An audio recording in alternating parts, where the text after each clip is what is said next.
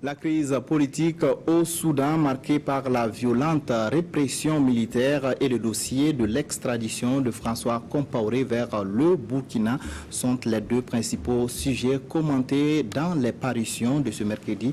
La revue de presse est signée Aimé Solange Guigman. Demande d'extradition, François Compaoré fait un pas de plus vers Ouagadougou, titre l'observateur Palga.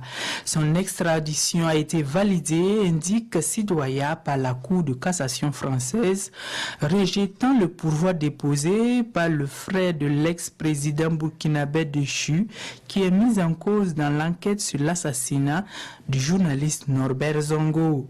Mais pour être effective, cette extradition doit encore être autorisée par un décret du gouvernement français, lui-même susceptible d'un recours devant le Conseil d'État, précise le quotidien d'État.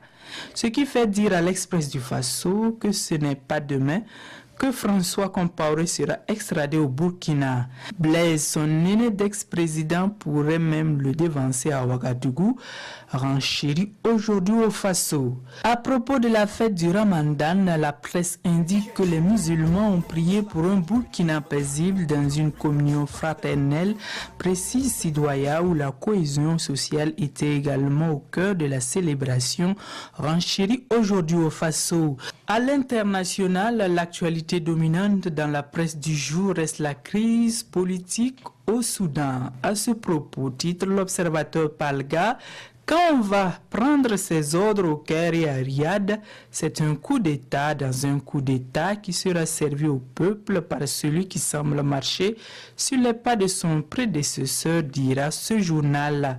Et le plus désolant soutien le pays est qu'il ne semble se dégager aucune entité nationale ou supranationale capable de ramener les putschistes à la raison.